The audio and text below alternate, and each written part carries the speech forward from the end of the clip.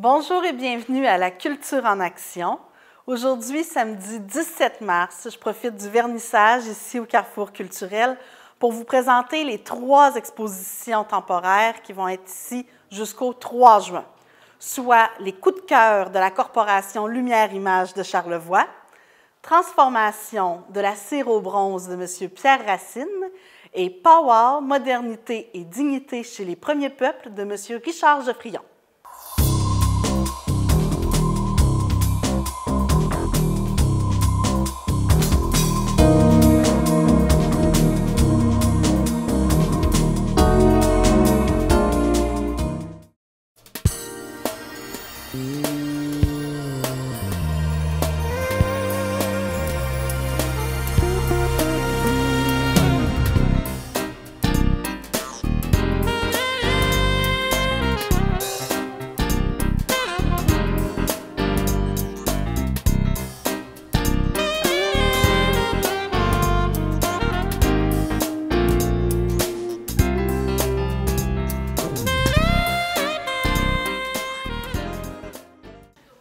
Alors, bonjour tout le monde, bon après-midi. Alors, je suis Joanne Saint-Gelais, je suis directrice adjointe culture et loisirs ici à la ville de Baie-Saint-Paul. Ça me fait plaisir de vous accueillir au vernissage de nos 3 nouvelles expositions d'aujourd'hui. Les expositions débutent aujourd'hui et se termineront le 3 juin. Alors, ça nous fait plaisir d'accueillir ces artistes qui nous font le cadeau de nous présenter leurs expositions. Alors, je vais tout d'abord inviter le maire de la ville de Baie-Saint-Paul, M. Jean Fortin, à vous adresser quelques mots. Merci, Joanne. Alors, bienvenue à tout le monde, bienvenue en particulier aux artistes, aux présentateurs, aux artistes de ce qui nous est présenté aujourd'hui ici au Carrefour culturel. Donc, c'est un plaisir pour moi d'être là. J'essaie d'être là le plus souvent possible. Je sais pour ceux qui sont là plus souvent, ils viennent puis sont peut-être un peu fatigués d'entendre à peu près toujours les mêmes propos. Mais j'essaie de diversifier, j'essaie. Mais l'objectif est très simple, puis je le dis à chaque fois. Moi, mon rôle est un rôle de représentation, entre autres, de citoyens. Baie-Saint-Paul, c'est au-delà de 5000 citoyens qui peuvent évidemment pas tous être ici. À tous les vernissages, on se comprend. Mais en leur nom, moi, je veux être là pour vous savez, pour saluer les artistes qui sont ici et les remercier d'être là, du travail, saluer le travail qu'ils font et qu'elles font, au nom des citoyens de Baie-Saint-Paul, parce que vous savez, Baie-Saint-Paul a c'est même pas une réputation, Baie-Saint-Paul est une ville culturelle. C'est une ville attractive pour des artistes, pour des amateurs aussi d'art, à tous les points de vue, à tous les niveaux. Et je pense que... Et ça, pourquoi c'est comme ça? On se demande pourquoi. Historiquement, c'est venu de certains artistes qui sont venus ici. C'est venu aussi de ce qu'est Baie-Saint-Paul. Baie-Saint-Paul, c'est un lieu magnifique, c'est un lieu assez exceptionnel. Et je dis souvent, c'est un lieu qui parfois nous invite à dire « Wow, quel bel endroit! » Il y en a combien qui disent ça? Puis moi, je dis souvent, je suis chanceux d'être maire de Baie-Saint-Paul. Tout ce que j'ai à faire, tout ce qu'on a à faire comme nous, c'est de mettre ça en valeur puis de ne pas le briser. Et je pense que ça, on peut le faire. Et le fait que Baie-Saint-Paul ait développé avec ces liens-là avec des artistes d'un peu partout, des artisans, des artistes d'un peu partout, bien, ça a fait de ce qu'est Baie-Saint-Paul aujourd'hui. Et ici, bien, ça s'appelle le Carrefour culturel et notre objectif, c'est l'objectif que recherche Joanne, puis qui le fait très bien depuis de nombreuses années, c'est de permettre à une plus grande variété possible d'artistes de partout et de tous les modes d'expression également. Et de partout aussi, d'ici dans Charlevoix, évidemment de Baie-Saint-Paul, de Charlevoix, mais aussi de partout au Québec et même au-delà, de pouvoir venir ici, dans ce carrefour-là, de pouvoir présenter leur œuvre, dans certains cas parfois pour la première fois, en exposition solo ou avec d'autres. Et je pense que pour eux et pour nous, c'est à chaque fois un événement. Donc, Merci d'être là. Bravo. Et on voit cette année la diversité encore. On a la photographie, on a de la sculpture, différents matériaux qui sont utilisés et aussi, évidemment, en plus, cette année, aujourd'hui, on a toute la diversité aussi à travers ça, à travers des rendez-vous là, qui nous sont donnés avec les peuples autochtones du Québec puis du Canada et même d'au-delà. Donc, c'est quelque chose d'assez extraordinaire qui mérite d'être souligné. Donc, merci à vous, les artistes, d'être là pour ce travail-là, puis de nous présenter ça, de prendre le risque de nous présenter ça, parce que c'est quand même un risque de présenter ces œuvres et de pouvoir dire aux gens, voici ce que la vision que j'ai de l'univers dans lequel on vit. Puis ça, je pense qu'à chaque fois, ça nous enrichit. Merci beaucoup. Et je vous souhaite d'avoir le plus de monde possible qui viennent découvrir ce que vous avez fait. Voilà, merci. Merci, M. Fortin. Alors, le vernissage aujourd'hui est collectif, c'est l'objectif. C'est l'objectif que vous puissiez, vous êtes venu, vous avez été invité peut-être plus particulièrement par un des artistes. Alors, l'objectif, c'est que vous puissiez en rencontrer un autre, deux autres peut-être. Donc, on vous les présente sans plus tarder. Alors, pour commencer, M. Donald Lavoie, le président de la Corporation Lumière et Images de Charlevoix, pour l'exposition Coup de cœur. La troisième exposition que je présente aujourd'hui au Carrefour culturel, ce sont les coups de cœur de l'année 2017 du Club de photo de la région, la Corporation Lumière Images de Charlevoix, mieux connue sous la CLIC. J'ai la chance d'avoir avec moi son président, M. Donald Lavoie. Bonjour, M. Lavoie. Bonjour, Pascal. C'est une joie de vous avoir avec nous aujourd'hui. Moi aussi, je suis très heureux d'être là. Pouvez-vous me parler un peu justement des coups de cœur pour commencer? L'exposition coup de cœur, c'est un peu spécial, dans un premier temps, parce que coup de cœur, ça veut dire de l'émotion, de la recherche et aussi de la personnalité que les gens veulent nous partager par leur coup de cœur durant l'année 2017.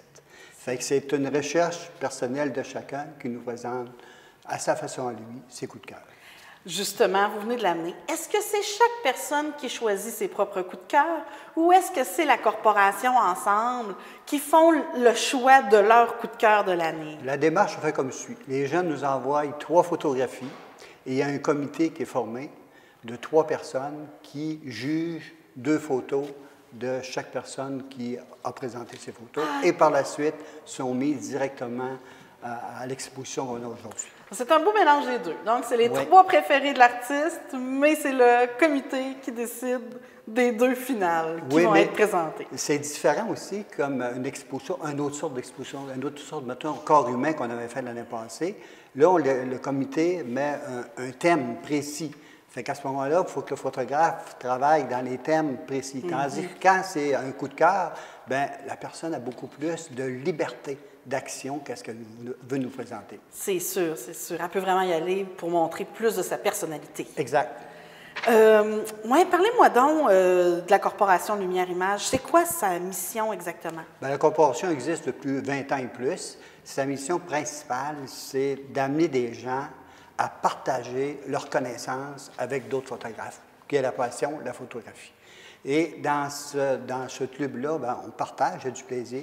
Il y a de la formation, des loisirs, des sorties, des rencontres personnalisées pour que la personne puisse en arriver un jour à faire des expositions comme aujourd'hui. C'est un peu le rêve un peu du CA ou du club de photo pour arriver à ce que le photographe fasse une exposition, parce que c'est pas rien faire une exposition. C'est quand même beaucoup de questions, d'interrogations. Fait quand il est soutenu par le club de photo, puis qu'on l'encadre au travers de tout ça, puis qu'on donne des milliers de petits trucs, elle a du plaisir, puis elle a du plaisir aussi à démontrer ce qu'il y a. Clairement.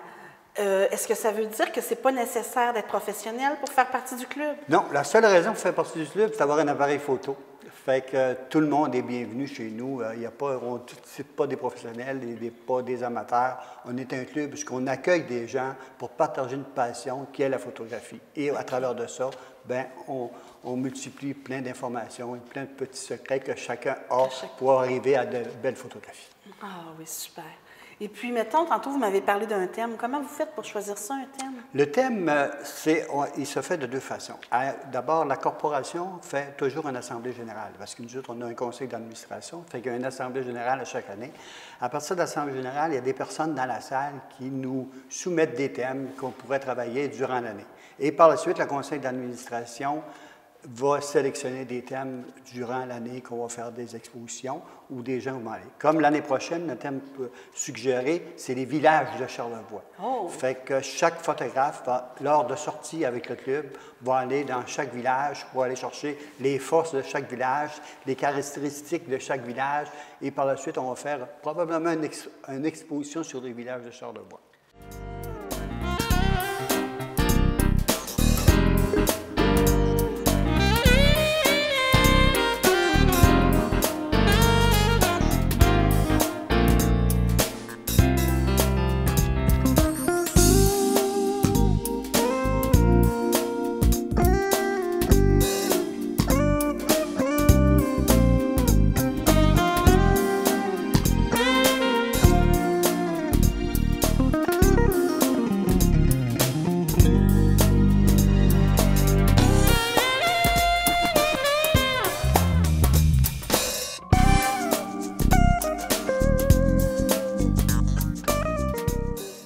Donc, tout ça, ça se passe lors de sorties. Oui, de sortie de groupe qui est planifiée à l'avance, qu'on informe les gens. Ça se passe la fin de semaine, puis on part, mettons, on dit Saint-Urbain, pour montrer comme exemple, on part à Saint-Urbain. Il y a une personne responsable qui est du groupe, et les gens viennent nous rejoindre là et dire aujourd'hui, bien, on travaille sur notre profondeur de champ, on travaille sur le clocher de l'église ou quoi que ce soit. Fait qu'on apporte de la technique en même temps lors de ces sorties-là. Donc, finalement, dans les choses nécessaires, ça serait peut-être d'être disponible un peu la fin de semaine. On peut être disponible aussi la fin de semaine, mais ce n'est pas obligé. Hein? Chaque personne vient selon sa disponibilité. Et aussi, les fins de semaine, on a des sorties. Et une fois par mois, on a des ateliers de rencontres à la maison mère, là, où on a des ateliers de présentation de photos, des choses techniques qu'on approche, quoi que ce soit. Comme la dernière, on a travaillé sur les appareils photos. Fait qu'on a travaillé dans le menu des appareils photo. Vous savez que les appareils photo, maintenant, c'est rendu sophistiqué. Fait qu'à ce moment-là, on allait et on a aidé les gens pour trouver des trucs puis trouver des moyens de faire fonctionner avec pleine capacité de leur appareil photo. Ah oui, oui, oui. C'est vrai que c'est un peu compliqué quand on regarde le menu de nos appareils. Là. Ça prend un cours. Mais ça, un coup qu'on a ça va bien. Oui, certainement. Vous, M. Lavoie, dites-moi donc, ça fait longtemps que vous êtes dans le club? Moi, j'ai été une des premières personnes qui a créé le club. OK. Ça fait près de 25 ans. Puis j'ai lâché la présidence. Il y a d'autres personnes qui ont relevé. J'ai été comme personne photographe du club, en participant à des activités. Et là, c'est ma deuxième année que je suis revenu comme président. OK, OK. Oui. Est-ce que vous apprenez encore après 25 ans? Après 25 ans, on apprend toujours. Parce que les appareils changent, les visions changent. Et toi aussi, tu évolues au travers de ça. Tu n'as plus le même regard que tu avais dans tes débuts. Fait qu'il y a des perspectives qui changent, oui, également. Donc, c'est un endroit où on peut rester très longtemps comme club, ça? Oui, c'est un endroit qu'on peut rester longtemps. Puis moi, comme président, l'option que j'ai de premier, c'est sûr qu'on a une passion au niveau de la photographie, mais un club photo aussi, c'est d'avoir du plaisir. C'est pas d'avoir de compétition ou quoi que ce soit, c'est avoir du plaisir et s'amuser avant tout parce que c'est notre passion. C'est très bien dit. Donc, si les gens veulent plus d'informations, comment on fait pour rejoindre la Corporation Lumière Image? OK, il y a différentes façons pour nous rejoindre. Un, on a une page Facebook. On marque tout simplement sur Facebook Club Photo de Charlevoix. Fait qu'on arrive dessus. Il y a aussi une adresse Gmail que j'ai, clickphoto-charlevoix-gmail.com. Ah, commercial.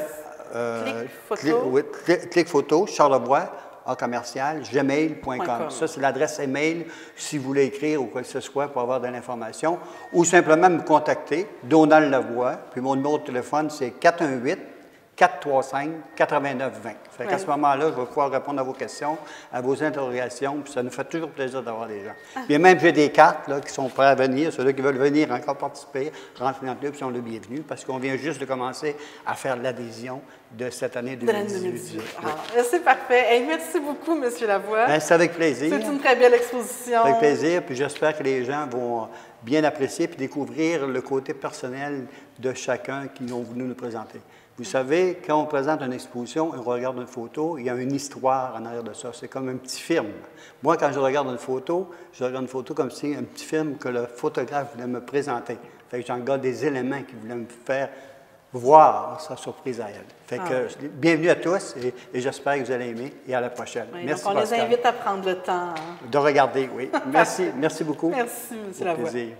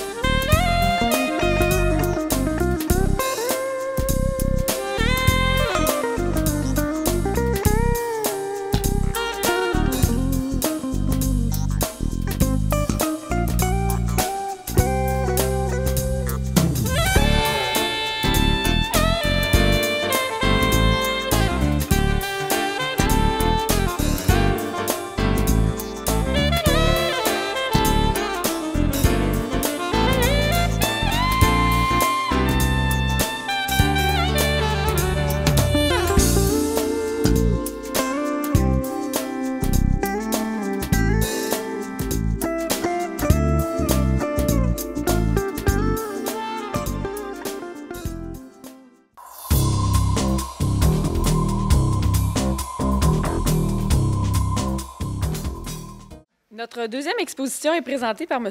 Pierre Racine et s'intitule « Transformation de la cire au bronze ». La première exposition que j'ai à présenter aujourd'hui se nomme « Transformation de la cire au bronze » et c'est M.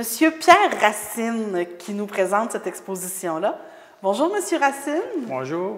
Ça fait plaisir de vous avoir avec nous aujourd'hui au Carrefour culturel. Ben, moi, pareillement. Donc, votre exposition, qu'est-ce que c'est exactement? Qu'est-ce qu'on retrouve dans l'exposition ici? Pour cette exposition, c'est une démarche qui a commencé il y a 3-4 ans, qui est une combinaison de bronze et des œuvres sur la pâte de papier. OK, OK. On comprend avec le titre « Transformation de la cire au bronze » qu'il doit y avoir un moment où la cire est inclue dans tout ça. Oui, il y a une pièce avec la cire impliquée sur la surface d'un globe en pâte de papier.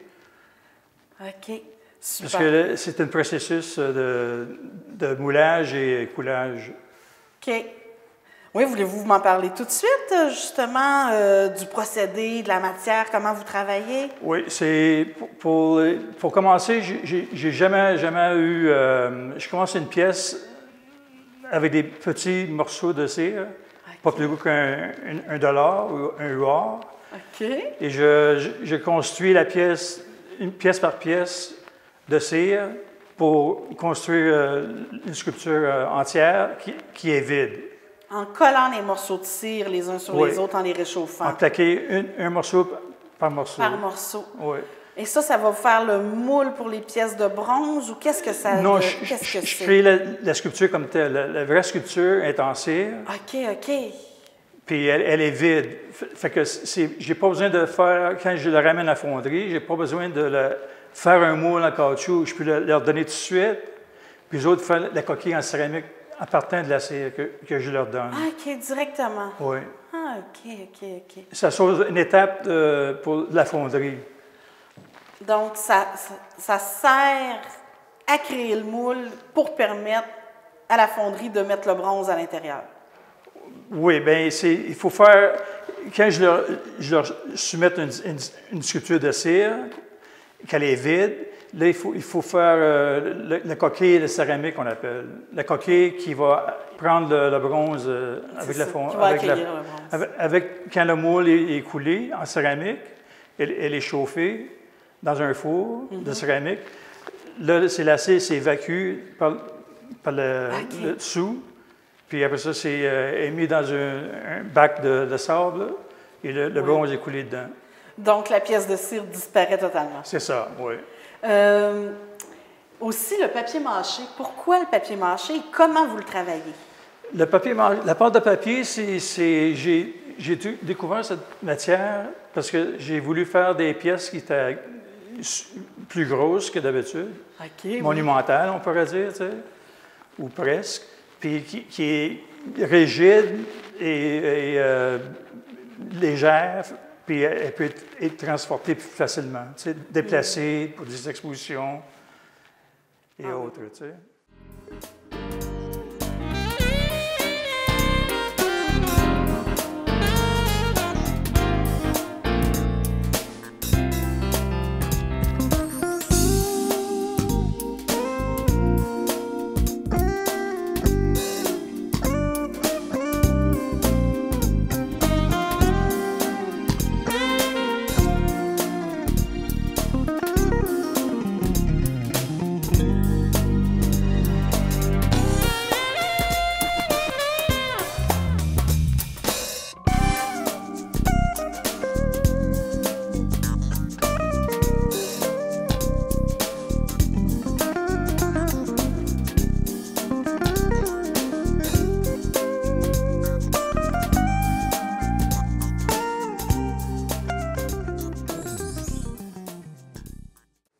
Parler justement de comment tout ça s'est arrivé. Là. Ça fait longtemps que vous pratiquez la sculpture.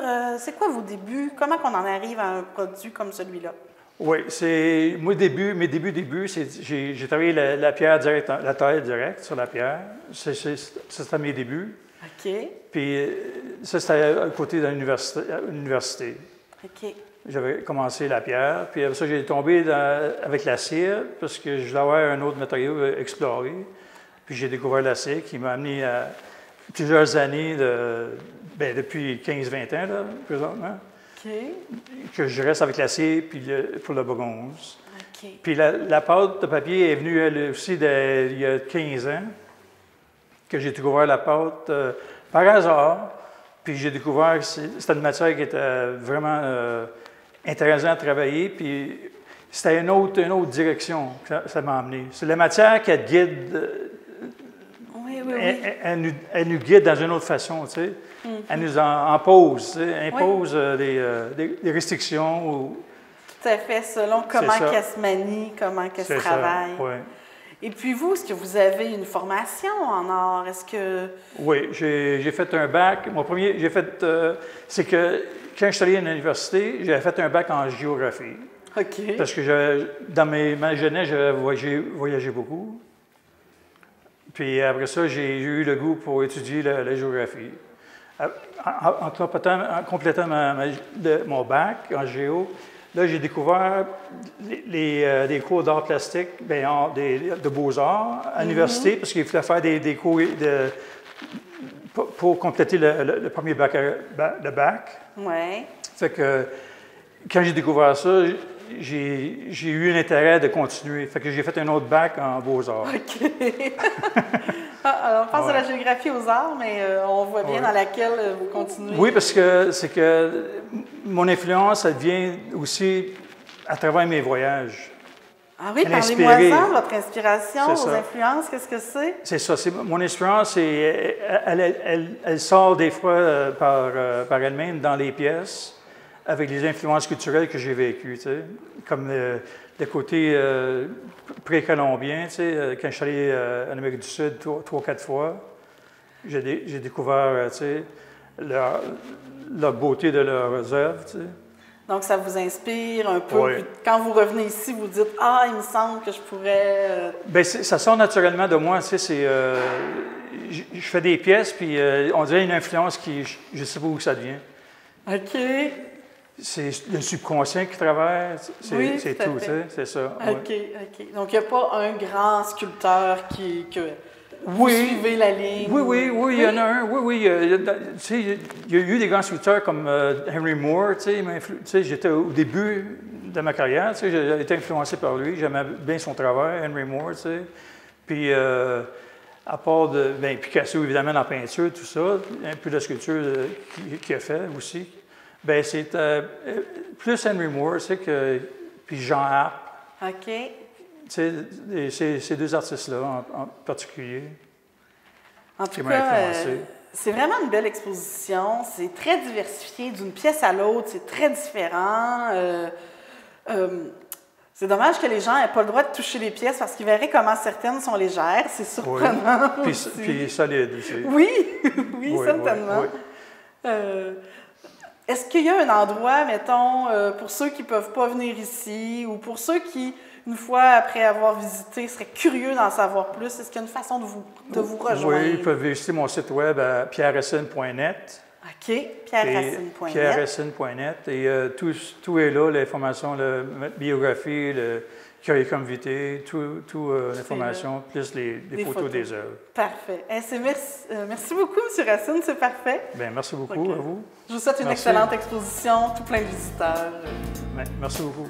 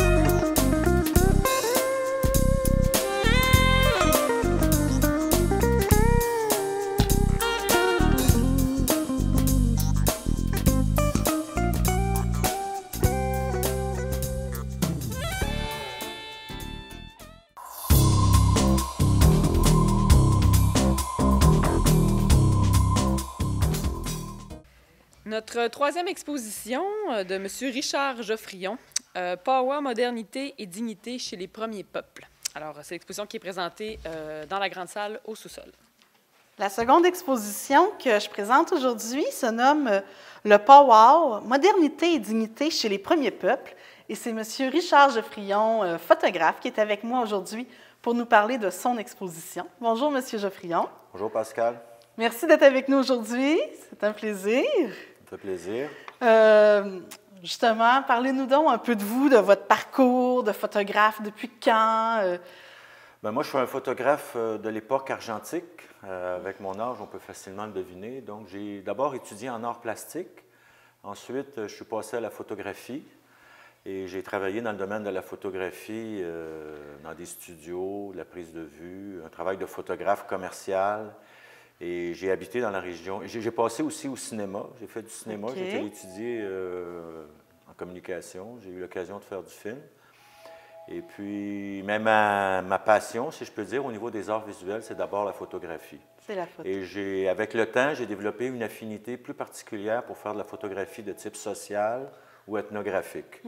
Parce que la photo, ça peut se déployer dans bien des directions. Tout à fait. Alors, je pratique divers types de photos, mais ce qui m'intéresse le plus, c'est le portrait et travailler avec des personnes pour essayer de les mettre en valeur. Justement, dans l'exposition ici, c'est des portraits qu'on retrouve. Pouvez-vous m'en parler un peu plus de cette exposition? Qu'est-ce qu'on y trouve exactement? Bien, ici, dans l'exposition qui va être présentée au Carrefour culturel Paul Médéric, ce qu'on va retrouver, c'est une collection de photographies qui illustre la beauté puis la dignité des personnes amérindiennes ou autochtones que j'ai fait les photos au Québec et en Ontario. Alors, l'exposition se déploie en deux types de photos. La photo portrait de type traditionnel, je dirais dans le sens que c'est un portrait classique dans lequel j'essaie de mettre en valeur la personne. Et il y a des panneaux thématiques qui viennent expliquer différents aspects du déroulement de ce que représente un power en termes de contenu par rapport à des thèmes comme le sens du cercle, l'importance des musiciens, le déroulement de l'événement, de sorte que les visiteurs qui vont pouvoir voir l'exposition vont pouvoir voir la partie photo, c'est-à-dire les personnes qui sont les performers, les danseurs dans le power, et aussi apprendre d'une façon assez bien vulgarisée qu'est-ce qu'il en retourne par rapport à le déroulement, le contenu, les types de danse et comment se nomment les vêtements, comme par exemple ici on appelle ça des régalias. Alors l'exposition présente 40 photos. J'ai parcouru Oui, ça a dû être assez complexe faire ces photos-là. 19 powwows au Québec OK. et en Ontario. Ça fait 12 000 km. Ça fait presque 10 000 photos. Et à l'exposition, on en a sélectionné 50 portraits. OK. Alors, ça fait une sélection assez rigoureuse. Et pourquoi les powwows? Qu'est-ce qu'un powwow exactement? Bien, un powwow, c'est un événement, c'est un rassemblement festif que les communautés amérindiennes organisent depuis, je dirais, la nuit des temps. Et pour eux, c'est un rassemblement festif intertribal où ils se rencontrent, ils reprennent contact entre eux, ils s'invitent mutuellement, les différentes communautés. Et c'est un événement dans lequel, festif dans le sens qu'il va y avoir de la danse, il va y avoir du chant, il va y avoir aussi évidemment beaucoup d'informels en dehors de tout ça, où les familles peuvent se revoir, les parentés. Et c'est étalé sur une période de 3 jours. Normalement, on va dire que ça commence un vendredi soir, ça se déroule un samedi et un dimanche. Et il y a tout un protocole qui est respecté parce qu'il y a des codes. Alors, il faut être attentif à ce déroulement-là quand on est un photographe puis qu'on veut agir comme faire de la photo, mais en même temps respecter le décorum. Vous avez dit tout à l'heure, je crois que vous en avez fait 19 durant 1 an. Donc, qu'est-ce que... J'en ai fait pendant... En fait, j'ai fait le travail, les photos qui sont présentées ici, la prise de vue était étalée sur 2014 et 2015, pendant 2 années. OK. Donc, est-ce que ça veut dire que chaque communauté fait un powwow à chaque année? C'est pas chaque communauté, parce que c'est pas toutes les communautés qui ont les moyens, les ressources pour organiser un powwow, parce qu'un powwow, c'est comme on pourrait vulgariser, là, pour ramener ça dans nos concepts à nous, c'est comme un mini-festival. Alors, ça prend des ressources, ça prend des bénévoles, ça prend un budget. Mais les communautés qui ont quelques moyens ou qui veulent s'investir selon l'importance qu'ils vont attribuer au fait de faire vivre la tradition du powwow, bien, ils vont s'y mettre et ils vont y arriver. Au Québec, il y a un powwow qui est organisé à chaque fin de semaine, des fois 2 powwows par fin de semaine, à partir du mois de mai jusqu'au 15-20 septembre. Il y en a même parfois, durant l'hiver ou l'automne, organisés dans des suites d'hôtels à Montréal pour les gens qui vivent en milieu urbain. Et à la grandeur d'Amérique, on pourrait dire qu'il y a peut-être 500 powwows. OK, par année. Par année.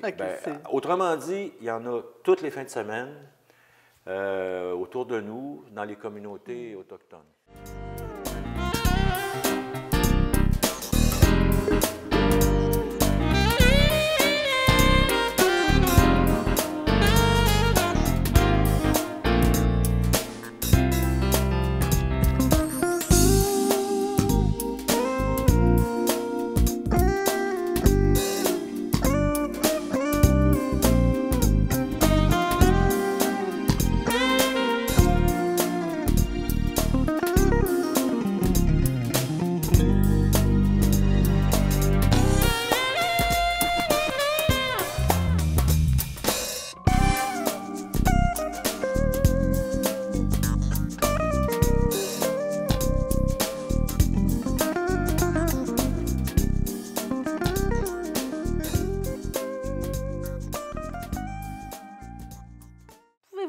Qu'est-ce qui vous a amené à aller là? Qu'est-ce qui vous intéressait? C'est quoi votre intention derrière tout ça? Le déclencheur de cet intérêt, c'est que j'étais en Bolivie en train de faire des photos pour monter un catalogue pour des Indiens, los Indios, on dit là-bas les Indios Halka. Puis je devais faire un échange avec un ethnologue pour aller faire des photos. Puis depuis 2 jours, j'attendais un guide qui n'arrivait pas parce qu'il fallait faire 2 jours de marche.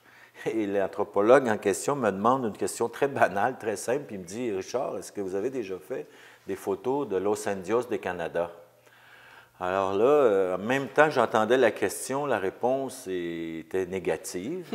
Et en même temps, je me trouvais un peu perplexe de voir que j'étais si loin à m'intéresser à une culture indigène, alors que jamais au Canada, au Québec, chez moi, j'avais porté un regard sur les Autochtones qui sont autour de moi, de sorte que j'étais complètement ignorant comme beaucoup de personnes. Alors ça a été le déclencheur. Là, je me suis mis au travail.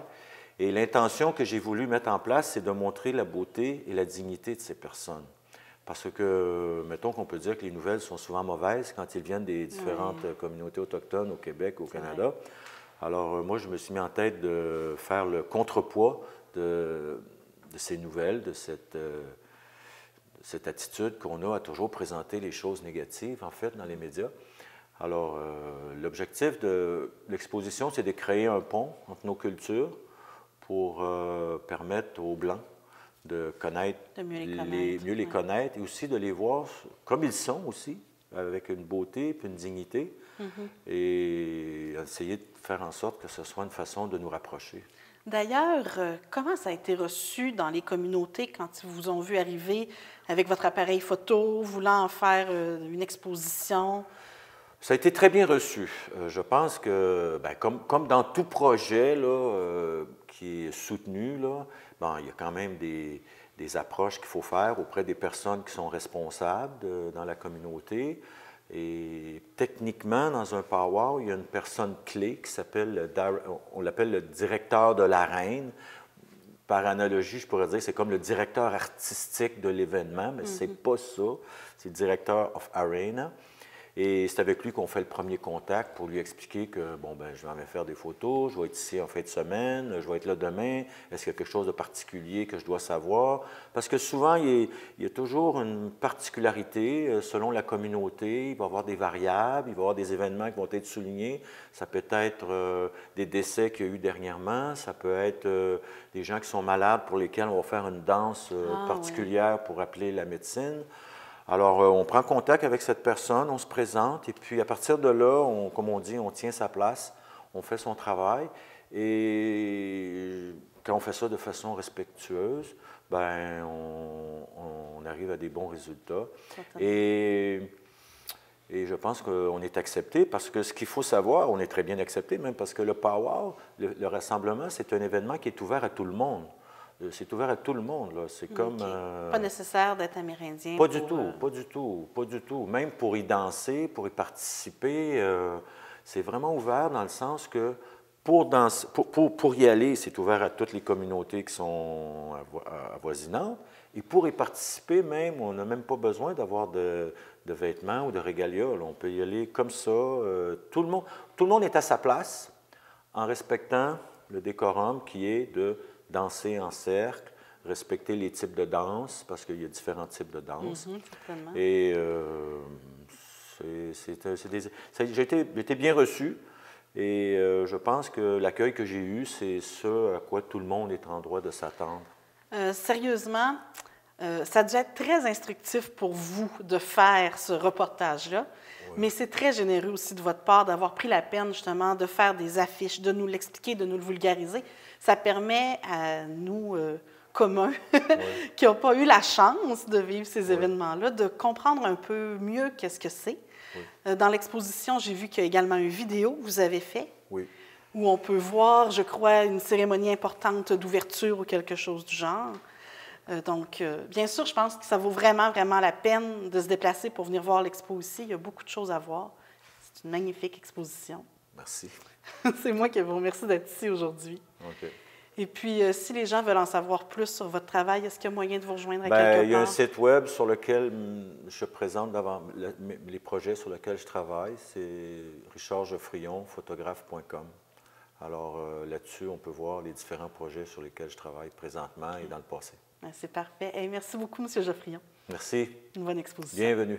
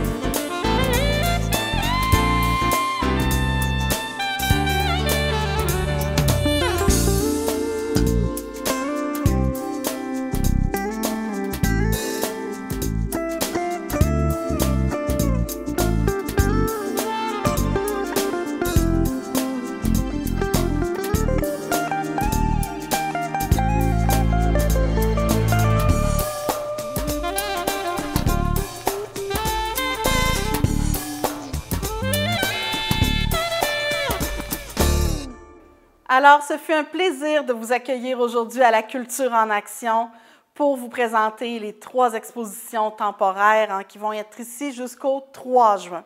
Je vous les renomme: Coup de cœur de la Corporation Lumière Image de Charlevoix, Transformation de la cire au bronze de Pierre Racine et Pow-wow, modernité et dignité chez les premiers peuples de Richard Geffrion. N'oubliez pas qu'on a toujours nos 2 expositions permanentes également qui sont disponibles, soit le Studio Trad sur les techniques textiles traditionnelles de la région et Espace Baie-Saint-Paul Expo Expérience, où vous pouvez tout trouver sur écran tactile sur l'histoire, le patrimoine, la culture de Baie-Saint-Paul et des environs. Alors, bien sûr, je vous invite à venir ici au Carrefour culturel Paul Médéric pour visiter les expositions. Je vous remercie, vous souhaite une excellente journée.